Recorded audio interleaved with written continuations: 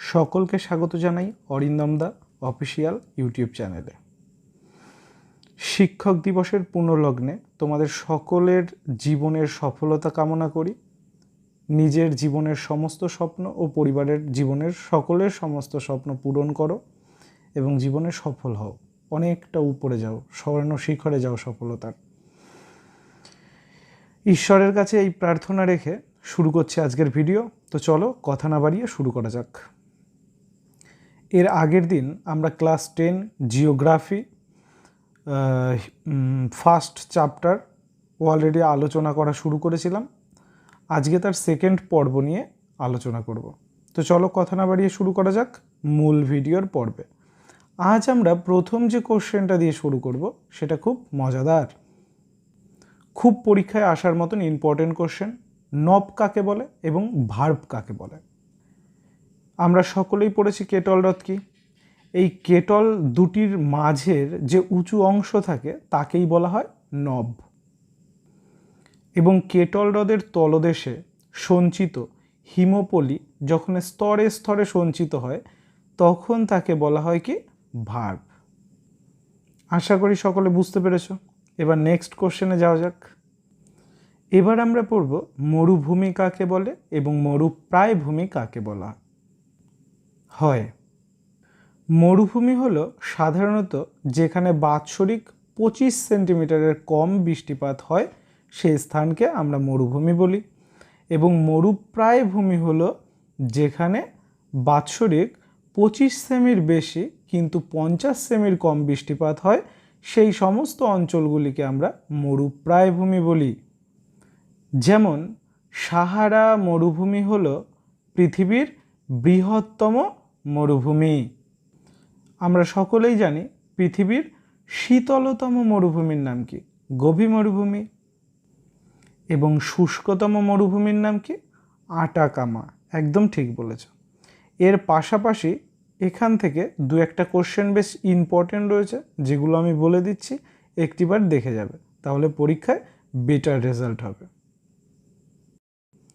রেগ, হামাদা এবং আর্গ, এই তিনটে কিন্তু খুব ভালো করে দেখে যাবে, এখান থেকে পরীক্ষায় আসার চান্স খুব খুব খুব বেশি।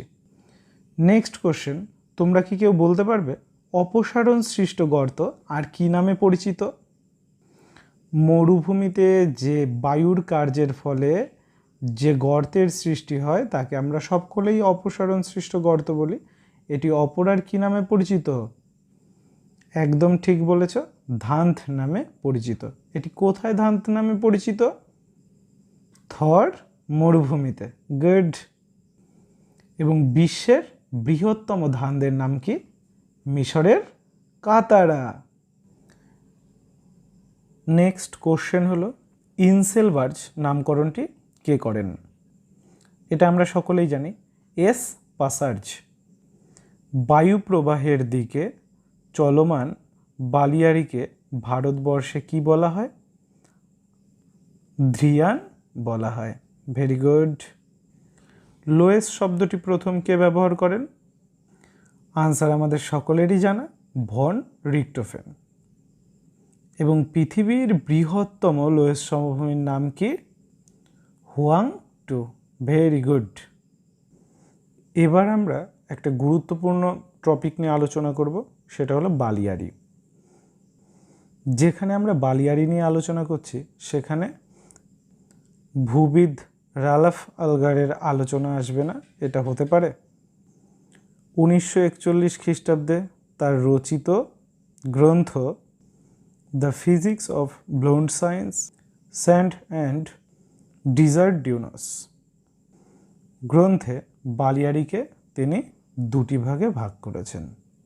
একটি তির্যক বা বারখান নামে পরিচিত এবং অপরটি অনুদৈর্ঘ্য বা শিব বালিয়াড়ি নামে পরিচিত। পরবর্তী কোশ্চেন, পেডিমেন্ট নামকরণ করেন কে? Karl Gilbert. গুড। প্লায়া হ্রদকে ভারতে কি বলা হয়? গুড, ঠিক বলেছ, রন বলা হয়। ভারতে এর একটি উদাহরণ হলো সম্বর এবং বিশ্বের বৃহত্তম হলো লা হ্রদ। গুড। CAZRI এর সদর দপ্তর কোথায়? আরেকবার বলছি, CAZRI এর সদর দপ্তর কোথায়? যোধপুর, ভারতবর্ষের যোধপুর। আচ্ছা, একটা শর্ট কোশ্চেনের আনসার দাও তো সবাই। খরা প্রতিরোধক ফসল কাকে বলা হয়? একদম সঠিক উত্তর মিলেট। Very good.